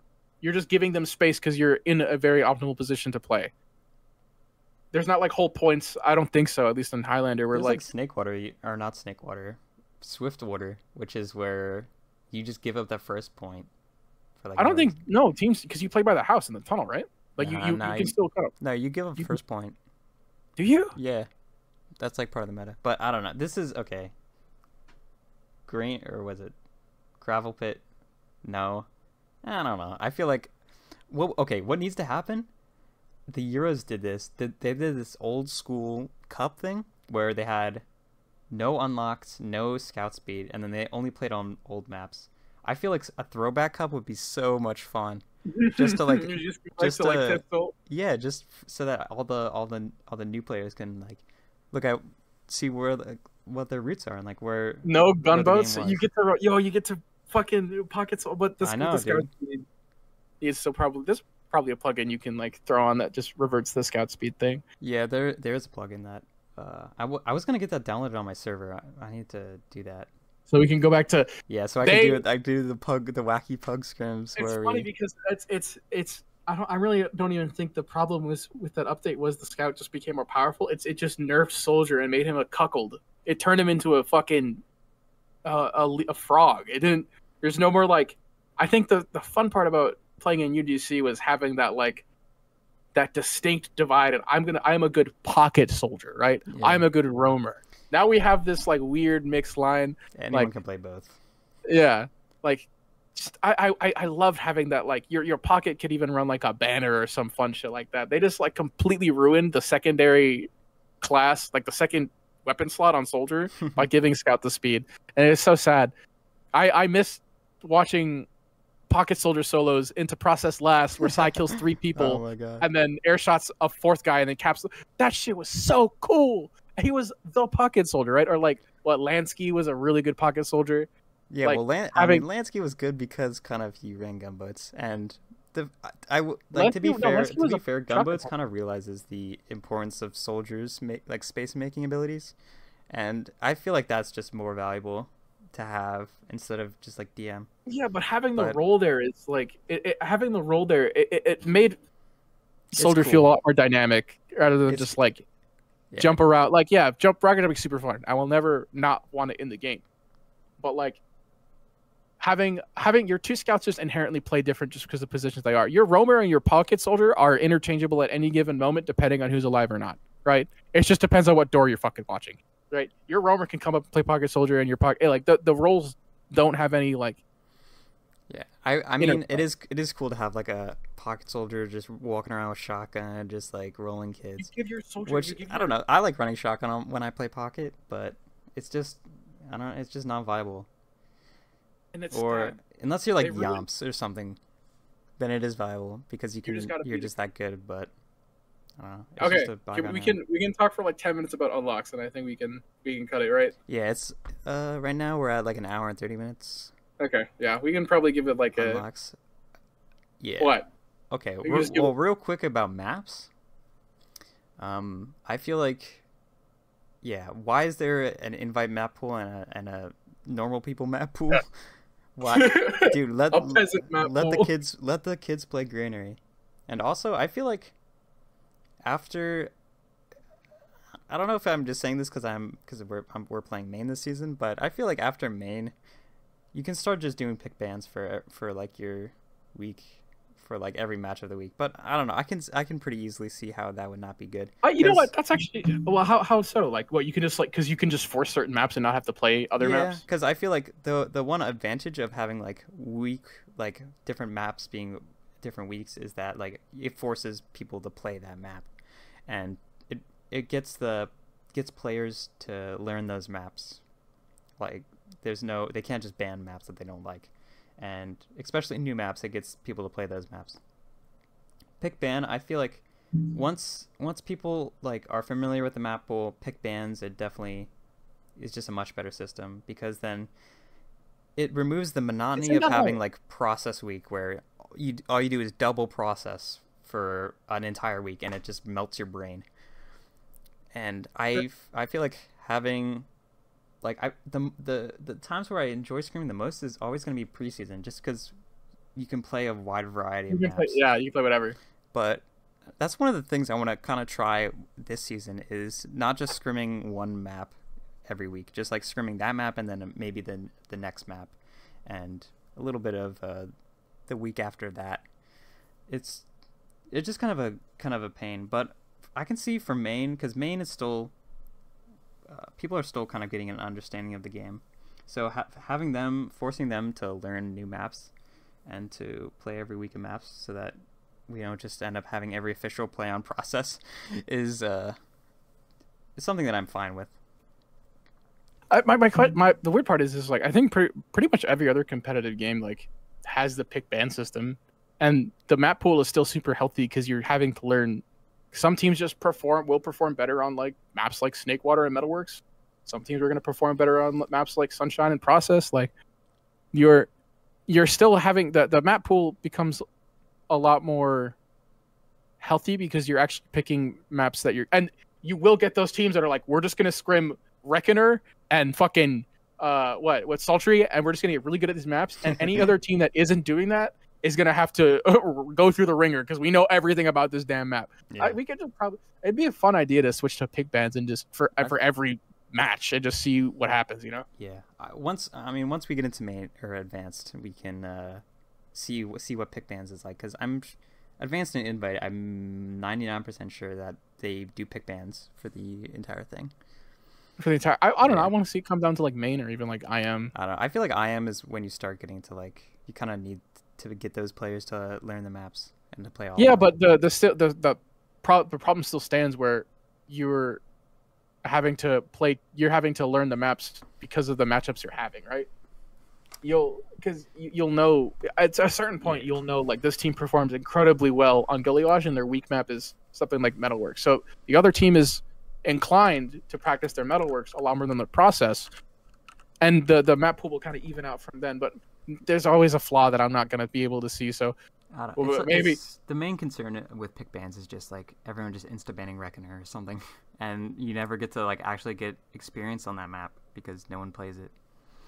So you can't really tell, because for some reason the Sixes community just doesn't want to try new maps. Like they'll always pick a map that they played the most instead of something new. Well, but okay. Okay, real quick, the whole banning the lock and load narrative is. Please. Yeah, please do it. Disgusting gun. There is no. God. I understand. There's a you can play around it. You can play around it. Okay, you just have to have better movement. But no, I'd refuse to believe there's. I would even say to a point for the fucking market gardener. There's like, what's the counterplay to a soldier blind bombing you while you're walking through choke from like one, like, what, bombing from one off of the point, getting super high in the sky, and then just shoveling your men. You just have to sit there and watch them. Like, that shit is so. Or going super fast into your medic's face. It's like, you can't for really the play people around that know how to use it, it's so infuriating. And then for the people who don't know how to play around it, it's like, it feels like somebody is no clipping through the map and just like critting your medic and then just flying away. Yeah, the thing That's is the same problem with the lock and load. How the fuck are you supposed to dodge this? Like, especially if you're like playing demo or like med, especially. How the fuck is this fair for you? Well, and what universe is it fair for you to just like? And it's the way it makes you play too. It's so cheesy because it's a spam game, right? A lot of the time you're spamming for space. The lock and load is significantly easier to use because of the arc of the pipes. So you could just turn your fucking monitor off, hold mouse 1 and like sunshine choke as they're coming out, and just get 300 free damage. Why? Because you had the better gun. Yeah, because your gun just I don't know. Giving demo is like maybe the longest range class in the game, just because of because you can charge up your sticky launcher and shoot stickies further. But when you want to be more effective at range at demo, you're giving up DPS because you can't shoot stickies that fast. But when you have the lock and load, you can output a ton of DPS at a range that Demo Man just shouldn't have. Like, he's already powerful enough as is with just stickies and stock pipes. Like, he doesn't need to have something that you can do 100 damage to someone across the map. And it's like, okay, lock and load projectiles are dodgeable, but they're not dodgeable in the same way like every other projectile is. And you can kind of say the same about like arrows. Is like it's hard to dodge arrows, but medics. The thing is, there's a downside of just spamming arrows at the other team. The downside is that you're not going to be building, you're not going to be healing your team. For Demo Man, you don't really have the same downside. What's the downside? The downside is what, one less pipe, no rollers. Yeah. Doesn't matter. The sticky bomb launcher is the best weapon in the game. So now you have two weapons of mass destruction. One of them happens to be a fucking sniper rifle. Yeah, you can just fucking snipe people, bro. It's so retarded. And I understand like the need to like we need to keep as many things unbanned as possible, but there's like a certain point where it's like, why do I got to deal with it? Why do I have to deal? If the loose cannon, like, if it felt like a side grade, I'd be fine with it, but it doesn't feel like a side grade. When you're playing against it, it feels like a fucking upgrade. Because now every time you get piped, you're like, okay, he just has faster pipes than me. Like, he just hit he has one less, sure, but he just has more effective damage because he's just able to hit shit easier. Yeah, plus pipes, 0 damage fall off. It's gonna be 100 damage. 100 damage will fucking ruin a medic's life. It will fuck up a scout's day. It will prevent a soldier from bombing. It'll do decent damage to your demo. Like, dude, your Demo Man becomes a 75 HP baby infant that's just waiting to be clubbed by a soldier flying through the fucking sky. Like, whoever gets piped just needs to get an arrow or grab a pack. It's just like they're just out of the fight for, I don't know, because the demo just decided to snipe them across the map. Half the time it's like the Demo Man literally just got lucky and just held mouse 1 at somebody and they died. Yeah, it's so annoying to play against. And yeah, like, again, like, it wouldn't be so bad if it felt playing like against like, oh, the Demo Man could do this like normally, but he can't. He can't. He's short range damage dealer, area kind of like area denial, like the middle ground between like scout and soldier. Why is he sniping? Why does he have it?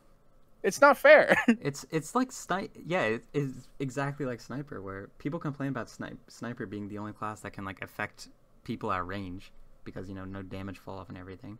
But like when the demo just gets to have that same ability almost. And I guess the medic too, but like we've already talked about the medic's downsides. The differences between the sniper and the Demo Man is the Demo Man can spam into like a nothing and get something from it. The sniper has to hit somebody.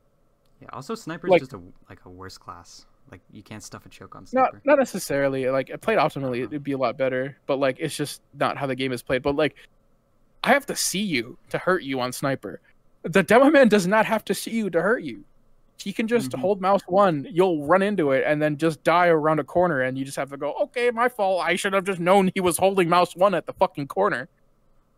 With no indication that he's there. With the sniper, you at least get a dot. Like, maybe, or you get like a quick peek or something. Sometimes you're just walking around a corner, and all of a sudden, oh, well, 100 HP just gone. and I just have to deal with it. Mm-hmm. No way to predict it, and stickies work that way too. But again, there's like an indicator. Like, yeah, there's a thing there. But now, like, you're top right on Snakewater no Sunshine Last. You know how it's like this long corridor? Yeah. The demo man usually has to be pretty close to that damn corridor to be able to hit you. He can be at spawn now. Yeah. Oh my god. Holding mouse 1. And then you just walk into it. Oh, And he's better than you. God forbid the demo has 5 ping. Because if the demo has 5 ping and lock and load, you're just GG. Like, there's actually nothing you can do against that. I really do want to see Habib on land with 5 ping with that thing. Well, oh my god. He's using D-hit. I mean, not D-hit. I know. Lock and load now, so. And it's weird that D-hit doesn't have that problem. I know, because it's like a spam game, right? But like D-hit probably should have that issue. It's just how Soldiers is a fucking horrible class. If the D-hit was like a secondary, then it would make more sense, but yeah. Okay, and then is there what any other? I don't think I really have. Unban the Machina. Ban the fucking mark. Unban the Machina? Are you retarded? Unban the Machina. Well, fuck it. I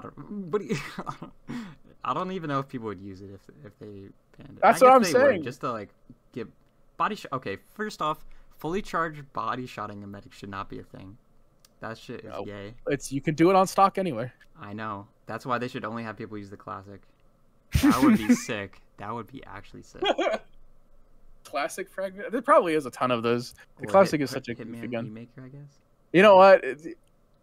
There needs to be just how like Anthony popularized the beggars. There needs to be somebody that shows up with the loose cannon and just starts tearing ass. I don't think the loose cannon is just good enough. I think it is. I think the utility of it is if it was good enough, we would see like top invite players using it. Well, they use it on last sometimes, but the problem is the projectile is actually 8 times smaller than what you're seeing, so the game just lies to you. If they made it as big as it was, I think it'd be a lot more of a problem. Okay, that would be. I think then you would just ban it because like the Iron Bomber with a slightly larger hitbox was bad enough, but like the loose cannon cannonballs are fucking massive. They're like as big as your head. It's like there's free directs, but yeah, but a lot of the time they're just like hitting you. They're not really doing. They're just like, oh, I'm down 50 health. Oh no, like my buff's gone. I don't know, whatever. But ban the Market Gardener. Fuck that gun. Fuck that weapon. I love it when real quick, like I love it when soldiers like bomb into my face insanely fast and spoon me, and I can't do anything about it. Or what they can do, if they're being super cheesy, right? Hold on, they can edge bug. You know, on 2, pushing in 2 on process last, they can sit on the edge bug up there, do a little hop, and then just appear, and your medic is gone. Oops. It's just so annoying to play against. It kind of removes the counterplay so to instantly kill a medic, you need to either be running an off class sniper spy, or you need to have a good bomb, because you need to have time to sync a rocket perfectly, and you need to have a good timing so that the medic doesn't notice and the medic can't dodge the first rocket in your sync. And that takes a lot of skill and finesse to pull off, and you're rewarded with that by instantly killing the enemy medic. Like the enemy medic just will drop if you perform a good sync on it. With the spoon, you don't really need to have that like timing and leeway. You just can kind of just jump in, and if you're good with the gun and if you have good jumps, there's not really anything that they can do against it. I mean, they can pray. Yeah, they can pray to God that you don't hit. It'd be fair if when you market garden them, you also took the 195. Okay. Oh my god. But the fact that they can do that and then just jump away. Dude, okay. Hell no. What about the old Ullapool Caber? Like the one. How much? I don't even think they should have changed it. I think they should have kept it that way, honestly. It should have just like instantly killed you and killed the other dude. Just like a suicide bomb type shit. It did. I'm pretty sure I remember the one clip where this charge demo man with a caber, I think is the reason why it got banned. Where he charges into tunnel, he does like the turn, and he like hits a heavy, and there's like 5 other people around him, and he like drops the med, like kills the soldier, kills the scout and the sniper off of like hitting the heavy, and it was like what was it? It was like a Niselt. What is it? NILST? NILST or whatever the fuck. Yeah, whatever. Yeah, it was like I'm pretty sure that specific clip is what got that weapon nerfed to the fucking ground. Now it's just a piece of shit. Yeah, There's now it's this, just ass. Just like it's like straight up worse than a melee, than like every other. they're supposed to be side grades, you dickheads, not fucking downgrades. Yeah, it's like, oh wow, you do 10 extra damage. At the downside of like taking like 70 damage yourself. It's like, congrats. Now you can't, and it takes like a year to swing. It's just so gay. Other weapon ban. I feel like, okay, I want to see what it's like to unban quick fix. Ah, Fuck it. you know what? I was thinking about this earlier. I was preparing for this discussion. I really do like when you're holding. I think they should. I don't know. I really don't feel like quick fix would be that disruptive. Honestly, yeah, with how the game is played and how like accessible movement is for medic, and how little you beam soldiers and how easy it is to heal people with the crossbow, the quick fix's upsides is it's just not better. I don't know. Like its Uber is also kind of dog shit, and it kind of and the one cool thing about quick fix is that it makes the Kritzkrieg like viable as well. Yes, and it gives the medic actual like choice between like, okay, you got 3 options. You got to play this like rock paper scissors type game between the other medic, and it kind of adds another layer to medic. You know what? While you're at it, I'll take the heat for this. I just unban the vaccinator. Dude, just do it. Do it. No, just do it. God. Just do it. Just Oh do it. no. Just do it. It's okay. There are You know what's two- okay? You know what's gonna happen on mid? You roll out vaccinator and then you pop. You get to 50% uber charge, and then you pop explosive and bullet resistance on your scout and walk forward and kill their medic. That's what you do. That's not gonna stop the other players from just melting the rest of the people trying to get in because they're walking through chokes. No. But all you need to do, no. I soloed on my scout. All you need to do is just like solo uber them, and then you're fine. That's not gonna. What, the other 5 players are just Well, like. those two people are like fucking invulnerable at that point. You can't even crits on them. How long do those Ubers even last? It's like what, 2-3 seconds? It's not 2-3 seconds. It's definitely more than that. I can hold on. But I don't know. The vaccinator just like as a concept is just cancer. I don't think it's that bad. Although I will say I played against, and you just say I played against a team that ran full-time vaccinator heavy, and that was quite annoying. But it's also because we were just bad because we were playing UGC Silver, and I think I was on Scout. So yeah, I want to see a world. I want to see a world where the metagun metagame is a bit more complex. I also want to see a world where the soldier has a secondary weapon. Okay. Yeah, that's okay. That is a whole can of worms that needs to be talked about in a future episode. Well, is pocket pistol banned in 6s? I don't think it is. Every Why? secondary except for the winger. Dude, pocket pistol is like straight up better than the stock pistol. It shoots faster, and then you just get health. Okay, but like, if you're flank scout, you just give it to your flank scout though. What? You give it to your flank scout though. No, but like, scout, you already like get beamed a shit ton on scout, regardless. How does this weapon work again? I'm like, I remember how it used to work. Hold on. The pocket pistol? Pocket. It has 15% faster firing speed, and then if you shoot someone, you get 3 health, and at the cost of 25% clip size. Oh, it still does the same damage. Okay, but like, it has higher DPS because it fires faster, and you can just get health for it. Yeah, It's but wait. So then, why is the winger not? Is the winger not that way then? No, so the winger is shit pistol, okay, and it's jump. I don't think like it is though.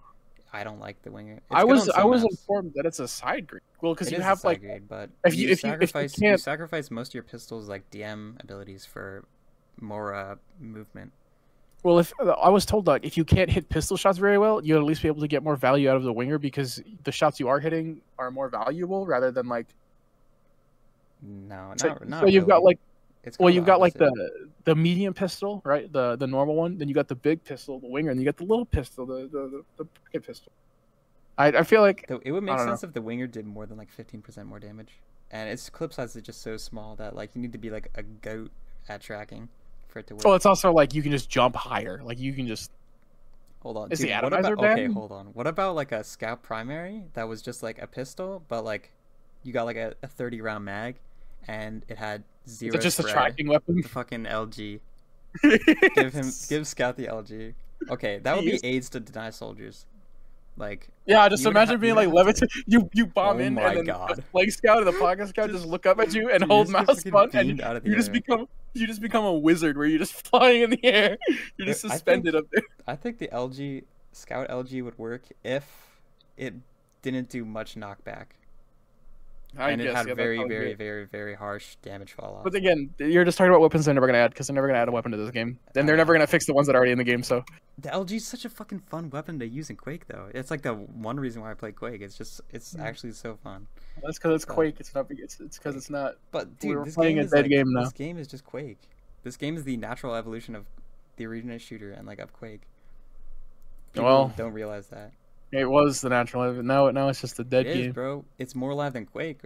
Quake has like 3 people playing on it, and they're all fucking old heads who haven't done anything in the past like 20 years except for play Quake. All I do is play Quake Quake. is Every like couple unironically a dead game. TF2 actually has a competitive scene. For now, we'll get there one day. I'll find a way to kill it myself. Yeah. All we need is TF3, bro. That's what we need. No, it's not That's TF3. not It's happening. Team Fortress Forever. It's never gonna be 3.